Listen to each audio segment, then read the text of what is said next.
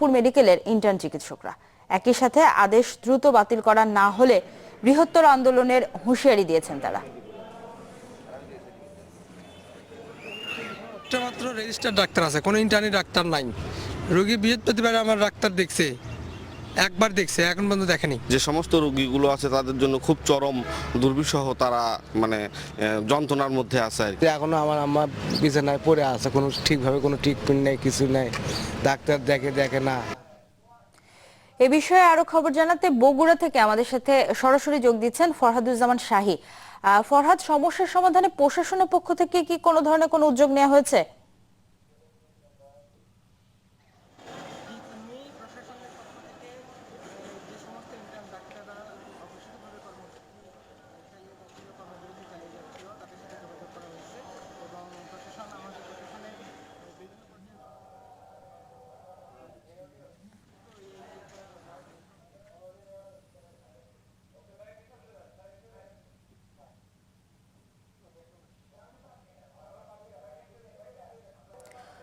দর্শক, আমরা দুঃখিত সংযোগটি স্থাপন করতে পারছি না। এবার চলে যাচ্ছি রংপুর মেডিকেল কলেজ থেকে আমাদের সাথে সরাসরি যোগ দিচ্ছে নাজমুল ইসলাম নিশাত। নিশাত, একাত্মতা প্রকাশ করে আন্দোলনকারীরা কি বলছেন?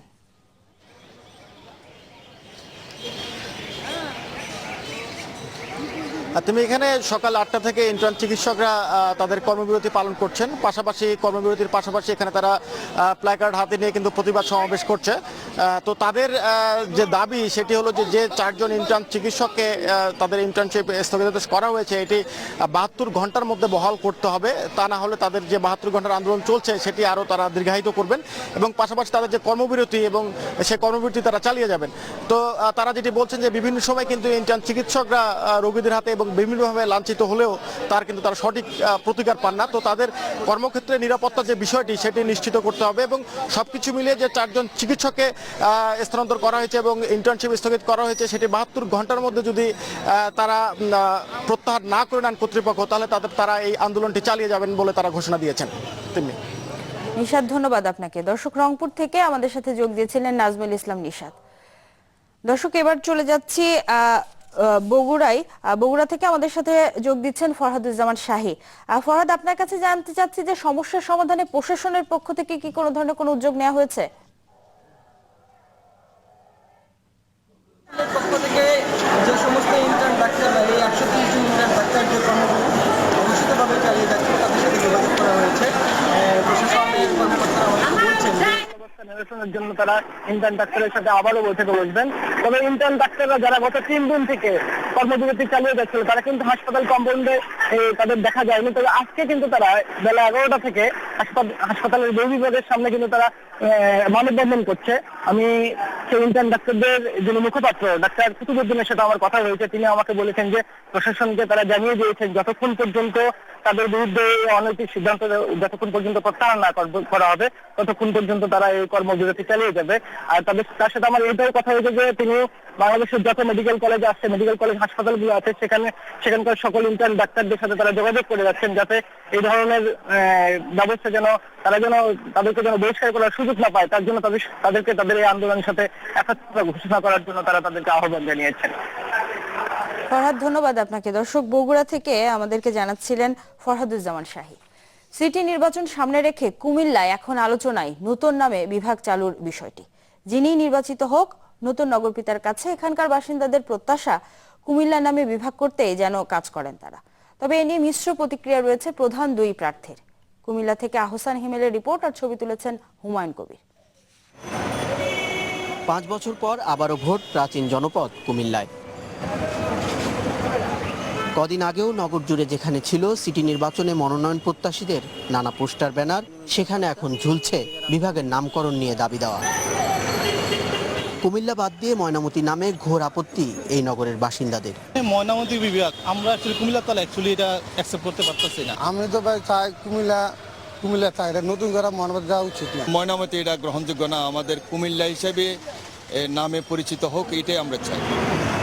আসছে সিটি নির্বাচনেও তাই এই নাম পরিবর্তনের বিষয়টি বড়সড় প্রভাব ফেলবে বলে মনে করেন সাধারণ ভোটাররা। নতুন করে আবার আমাদেরকে ময়নামতি যেতে হবে, এটা তো একটা কেমন কথা, এটা তো বুঝি না। আমরা কুমিল্লাকে ভালোবাসি, আমরা চাই কুমিল্লা নামেই বিভাগ, আর কুমিল্লা মেয়রের কাছে আমাদের প্রত্যাশা এই যে আমরা কুমিল্লার বৃহত্তম প্রাণের দাবি কুমিল্লা বিভাগ চাই। এক্ষেত্রে কৌশলী অবস্থান আওয়ামী লীগ। মেয়র প্রার্থীর দাবি, নামের কারণে থেমে থাকবে না উন্নয়ন। বিভাগ তো অবশ্যই আমিও চাই, কিন্তু বিভাগ হলে আমরা যে সুবিধাটা পাবো এটা আমার মনে হয় না নামে কোনো এফেক্ট হবে। আমরা সুবিধাটা যেটা পাবো সেটাই হচ্ছে মূল বিষয়। আর ময়নামতি নামটিকে সমস্যা হিসেবে দেখছেন বিএনপি প্রার্থী।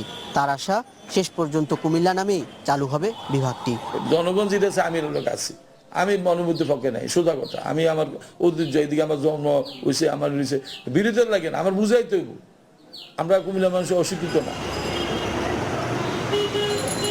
কুমিল্লা নাকি ময়নামতি, এই প্রশ্নে মোটামুটি একমত এই নগরের বেশিরভাগ মানুষ।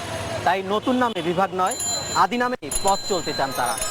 আফসান হিমেল, চ্যানেল 24, কুমিল্লা।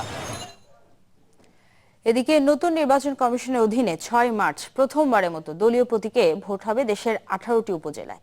আজ মধ্যরাতে শেষ হচ্ছে প্রচার প্রচারণা, তাই দম ফেলার সময় নেই প্রার্থীদের। বরাবরের মতো এই নির্বাচনেও রয়েছে পাল্টাপাল্টি অভিযোগ, তবে কমিশন জানিয়েছে প্রার্থীদের অভিযোগের ভিত্তিতে সব ধরনের ব্যবস্থাই নেওয়া হয়েছে। সোমবার সকাল 8টা থেকে 18টি উপজেলায় শুরু হচ্ছে উপজেলা নির্বাচনের ভোটযুদ্ধ। শেষ মুহূর্তে জোরে সোরে চলছে প্রচার প্রচারণা। সকাল থেকে সন্ধ্যা অবধি বাড়ি বাড়ি গিয়ে ভোট চাইছেন প্রার্থীরা, দিচ্ছেন নানা প্রতিশ্রুতি। আমি সবসময়ই আমি জনগণের পাশে ছিলাম, আগামীতেও এখনো আছি, আগামীতে থাকার জন্য আমি সবার কাছে আমি সকলের দোয়া প্রার্থনা করছি। আপনাদের মূল্যবান ভোট দিয়ে আমাদের নির্বাচিত করেন। এই অঞ্চলকে আরো উন্নততর অঞ্চল হিসেবে পরিগণিত করার জন্য আমার প্রচেষ্টা অবশ্যই অব্যাহত থাকবে ইনশাআল্লাহ। নিজের পক্ষে সমর্থন আদায়ে যখন প্রার্থীদের এমন ছুটে চলা, তখন এলাকার উন্নয়নে নানা হিসাব নিকেশ করছেন ভোটাররা। আমাদের সুখ দুঃখে যে আমাদের পাশে থাকবে, থাকি আমরা ভোট দিব। মডেল উপজেলা নির্মাণে যার প্রচেষ্টা সবসময় অব্যাহত থাকবে। দেশের যে ভালো উন্নয়ন করবে, যে সন্ত্রাসীবাদ করবে না, অবাধ নির্বাচন করবে, তাকে ভোট দেবো আমরা।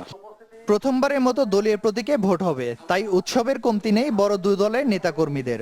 ভোট ঘিরে নানা অভিযোগ বিএনপি প্রার্থীদের কণ্ঠে। অত্যন্ত শঙ্কিত যে আমাদের লোকজনের উপর এমনভাবে ভয় ভীতি প্রদর্শন করছে যে আমরা মাঠে নির্বিঘ্নে কাজ করা আমাদের পক্ষে খুবই দুরূহ হচ্ছে। সরকারের অফিসাররা যদি নিরপেক্ষ থাকে, প্রিসাইডিং অফিসার যদি নিরপেক্ষ থাকে এবং গণনা যদি সঠিক হয়, তাহলে আমরা জয়লাভ করব। ক্ষমতাসীন দলের নেতাকর্মীরা বলছেন, নির্বাচন নিয়ে বিএনপি প্রার্থীদের অভিযোগ অভ্যেসে পরিণত হয়েছে। বিএনপি সারা জীবনে এরকম ভাবে বিভিন্ন মিথ্যা প্রচারে তারা সবসময় অগ্রণী ভূমিকা পালন করে থাকে, কি জাতীয় পর্যায়ে কি স্থানীয় পর্যায়ে। আমরা উন্নয়ন করেছি, উন্নয়নের স্বার্থে জনগণ আওয়ামী লীগকে ভোট দেবে, এটা আমরা বিশ্বাস করি।